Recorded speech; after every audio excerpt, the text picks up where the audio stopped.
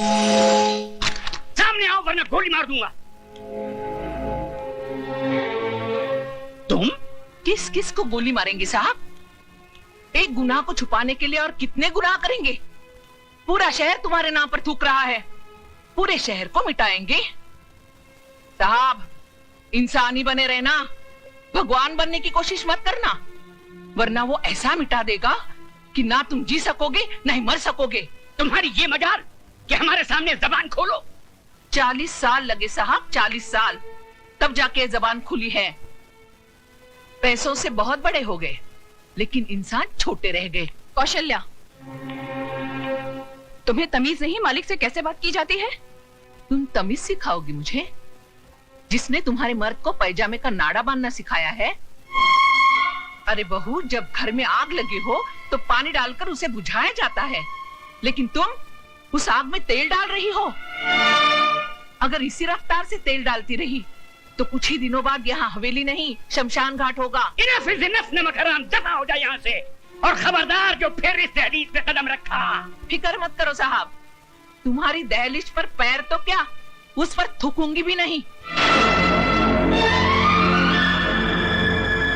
दोनों तरफ के गवाहों के बयानात सुनने के बाद और तमाम हालात को मद्देनजर रखते हुए ये अदालत इस नतीजे पर पहुंची है कि मुल्जिम राज ने जुर्म किया है और वो कानून का मुजरिम है। लेकिन कानून से पहले वो माला का मुजरिम है, जिसकी जिंदगी को उसने तबाह कर दिया और समाज में इज्जत से जीने का हक उससे छीन लिया।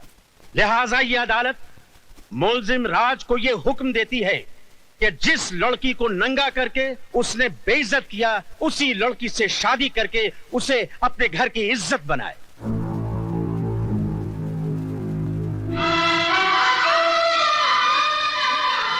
चौबीस घंटे के अंदर अंदर अदालत के इस फैसले की तामील की जाए।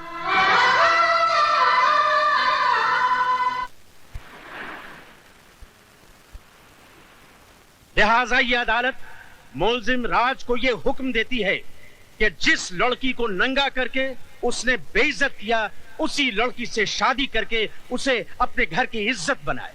24 घंटे के अंदर अंदर अदालत के इस फैसले की तामील की जाए। मैं किसी भी कीमत पर उस लड़की को नहीं अपनाऊंगा। हाई कोर्ट में मुकदमा लड़ूंगा, सुप्रीम कोर्ट तक जाऊंगा। जाओ, जरूर जाओ। आज तो हम सिर्फ इस शहर में बेइज्जत हुए हैं, कल हमें सारे मुल्क में बेइज्जत करो और परसों सारी दुनिया में, ताकि वो लोग जिनकी आज तक हिम्मत नहीं हुई थी इस हवेली की तरफ आंख उठा के देखने की, घर में घुस आए और हमारे मुंह पे थूके। तो क्या मैं दुनिया की परवाह करूं, अपनी जिंदगी की नहीं? उस मामूली लड़की से शादी कर लूं मैं? अब वो एक मामूली लड़की नहीं रही, अखबारों की सुर्खियां बन गई है वो। इस शहर के हर आदमी की बेटी बन चुकी है वो। तुम्हारी भलाई बस इसमें है कि तुम कोर्ट का ऑर्डर मान लो और उस लड़की से शादी कर लो, वरना ये घर तबाह हो जाएगा। मैं आपके लिए 7 साल की सजा काटने के लिए तैयार हूं, मगर उस लड़की से मैं हरगिज़ शादी नहीं करूंगा। जिस लड़के ने सुबह का सूरज तक न देखा हो, जिसे किसी चीज को हासिल करने के लिए कोशिश तक न करनी पड़ी हो, उसे क्या मालूम कि जेल की कोठरी क्या होती है, उसका अंधेरापन कैसा होता है। अगर आप नहीं चाहते कि मैं 7 साल की सजा काटूं, तो क्या उम्र भर की सजा भुगतूं उस लड़की से शादी करके, अपनी जिंदगी तबाह कर लूं? शादी तुम करोगे, लेकिन अपनी जिंदगी तबाह करने के लिए नहीं, बल्कि उसकी जिंदगी तबाह करने के लिए। हम समझे नहीं बहू। बाबूजी, अदालत से उसने अपने लिए जिंदगी नहीं, मौत मांगी है।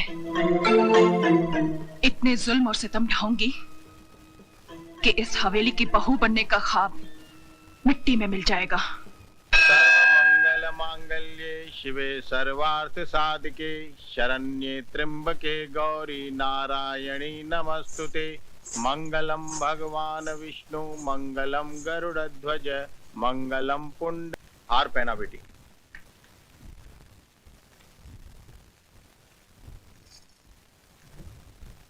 अपनी पत्नी की मांग भरो।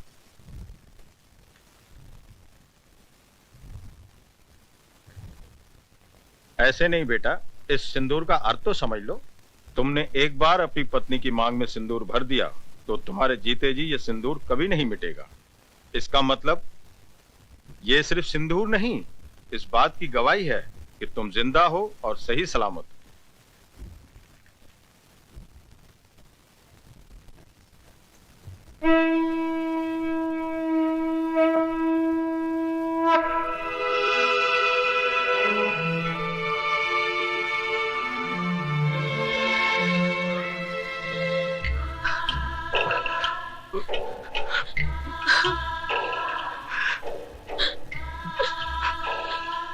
जा बेटी जा, मैं वाहिगुरु से झोली फैला के तेरी खुशियों की भीख मांग लूंगा।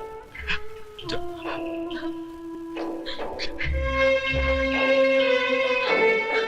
तुम्हारा अधिकार तो मैंने तुम्हें दिला दिया, लेकिन एक बात याद रखना, इस दुनिया में हक कभी मांगने से नहीं मिलता, छीनना पड़ता है।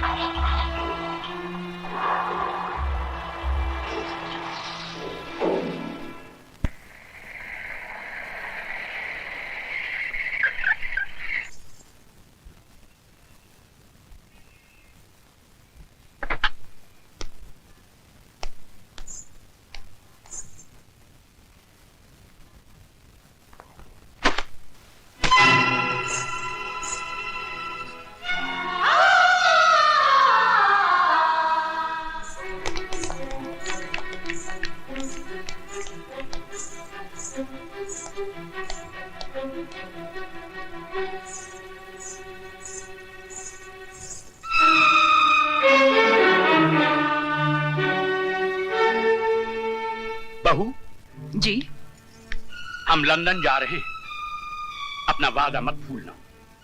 हमारे आने से पहले ये कूड़ेदान का कचरा इस घर से बहुत दूर होना चाहिए। आप फिक्र मत कीजिए बाबूजी, ऐसा ही होगा।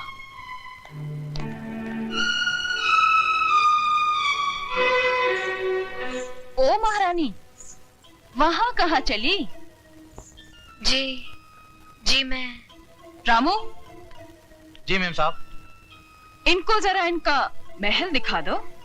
मुझे महल नहीं, मुझे मेरे पति के चरणों में जगह चाहिए। ओए होए, सती सावित्री की बात तो सुनो। लगता है बाप ने ठीक से समझा बुझाकर भेजा है कि उंगली पकड़कर पोंचा कैसे पकड़ा जाता है। कान खोलकर सुन ले, इस घर में मालिकों का कमरा अलग और नौकरों का कमरा अलग है। रामू जी। ले जा इसे नौकरों के कमरे में। आइए बहुरानी। खबरदार जो इसे किसी ने बहुरानी कहा, ये नौकरानी है, सिर्फ नौकरानी। शारदा, ये क्या कर रही हो तुम? ऐसा सलूक थोड़ी किया जाता है। तुम चुप रहो जी। खबरदार जो तुमने इसकी तरफदारी की तो जाओ, जाके अपना काम करो।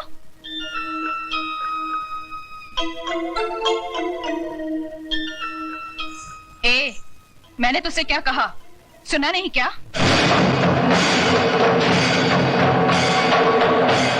सुनो बड़ी बहुरानी, ये सिंदूर बाजार में 2 पैसे में जरूर मिलता है, लेकिन जब किसी औरत की मांग में भर दिया जाता है तो इसकी कीमत भगवान भी नहीं चुका सकता। फिर तू क्या चीज है? मेरा कद भले ही 5 फुट का है, लेकिन मेरी जुबान 10 फुट की है और हाथ 20 फुट का। दोबारा तमीज से बात नहीं की तो उसी म्यूनिसिपालिटी के स्कूल में भर्ती करा दूंगी जहाँ तेरा बाप चपरासी है। तूने मेरे बाप को गाली दी? मैं तेरे बाप को गाली क्यों दूंगी? तू तो खुद तेरे बाप के लिए एक गाली है, वरना अपनी छोटी बहन की दलाली करने यहाँ नहीं आता, समझा?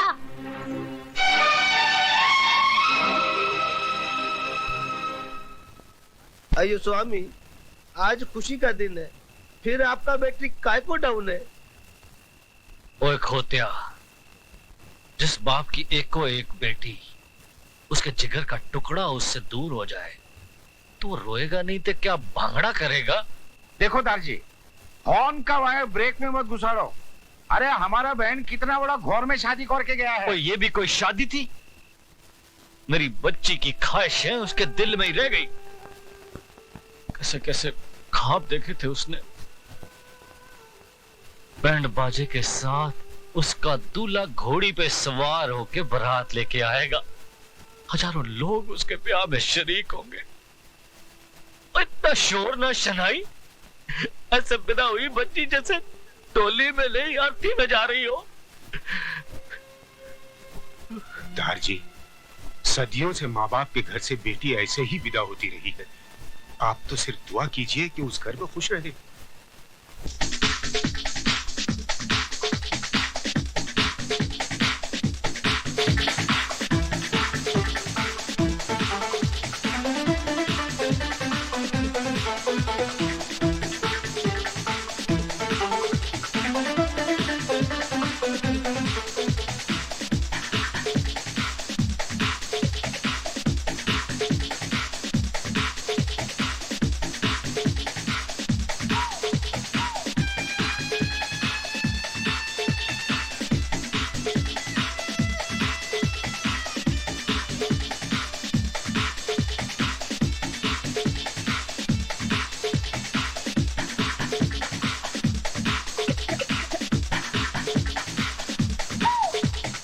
यार राज, महफिल में सभी हैं, सिर्फ वही नहीं है जिनके लिए महफिल सजी है।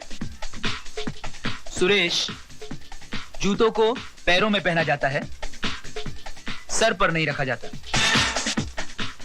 अच्छा राज, हम चलते हैं, रात काफी हो गई है, फिर तुम्हारी सुहागरात भी है। हमारा शेर सुहागरात नहीं, सुहाग दिन मनाता है। और वो तो ये कब का मना चुका है, ये बात सारी दुनिया जानती है।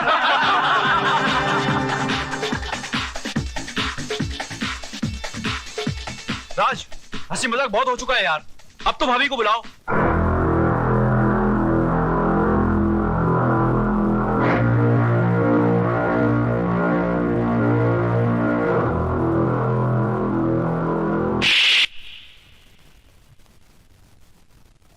दोबारा उस 2 टके की लौंडिया को अगर भाभी कहा तो जान से मार दूंगा। कानून ने उसे बाजार से खरीद कर सिंदूर और मंगलसूत्र तो दे दिया, मगर वो मेरे शरीर को, मेरी आत्मा को कभी हासिल नहीं कर पाएगी। Do you understand? Yes, I am sorry.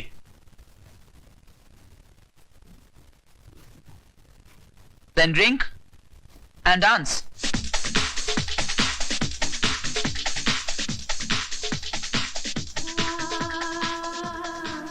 तुम्हारा अधिकार तो मैंने तुम्हें दिला दिया, लेकिन एक बात याद रखना, इस दुनिया में हक कभी मांगने से नहीं मिलता, छीनना पड़ता है।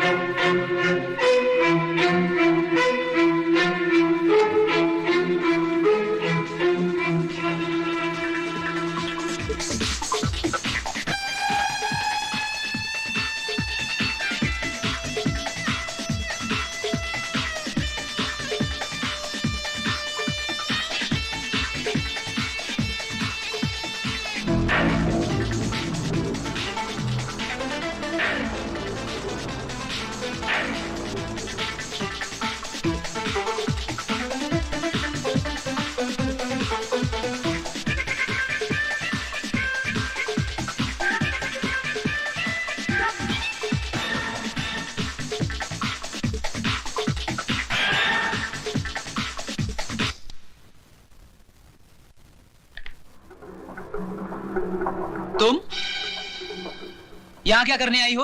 अपना अधिकार लेने। तो फिर जाओ और जाकर उसी अदालत का दरवाजा खटखटाओ। जज साहब, सिंदूर और मंगलसूत्र के साथ साथ मुझे पति का शरीर भी दिलवा दीजिए। औरत अभी इतनी कमजोर नहीं हुई कि हर वक्त भीख ही मांगती रहे, वो छीनना भी जानती है। तो आगे बढ़ो और छीन लो राज को मुझसे।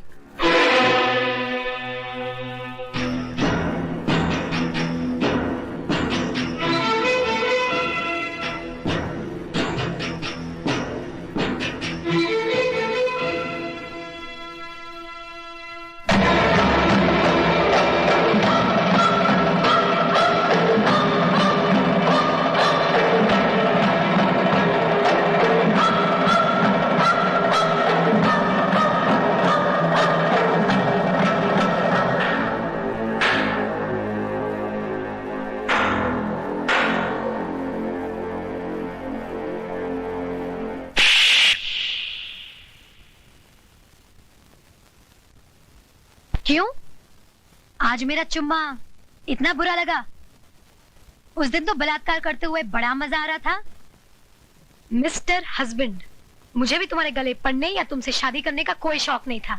गौर से देख लो मुझे, मैं हिंदुस्तान की अदालत की वो मोहर हूँ जो तुम्हारे माथे पे लगा दी गई है कि मैं तुम्हारी पत्नी हूँ और तुम मेरे पति। जब तक मेरी मांग में सिंदूर और गले में मंगलसूत्र है, दुनिया तो क्या, भगवान भी तुम्हें मुझसे अलग नहीं कर सकता। दारजी, आप फिक्र मत करो, मैं बिल्कुल ठीक हूँ और इन्हें ठीक करना भी जानती हूँ। वैसे नमूना नंबर 1 तो दिखाई दिया है, धीरे धीरे बाकी के नमूने भी दिखा दूंगी। बोले सोनिहा।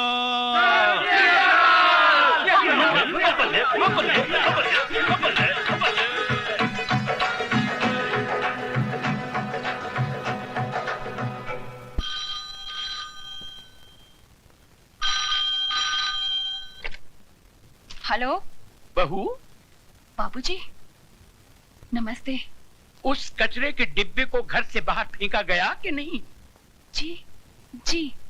क्या तुम ये नहीं चाहती कि तुम्हारी छोटी बहन हमारे घर की बहू बने? जी जी चाहती हूँ। तो फिर हमारे आने से पहले उस गंदगी को हमारी हवेली से दूर कर देना। कर दूंगी बाबूजी।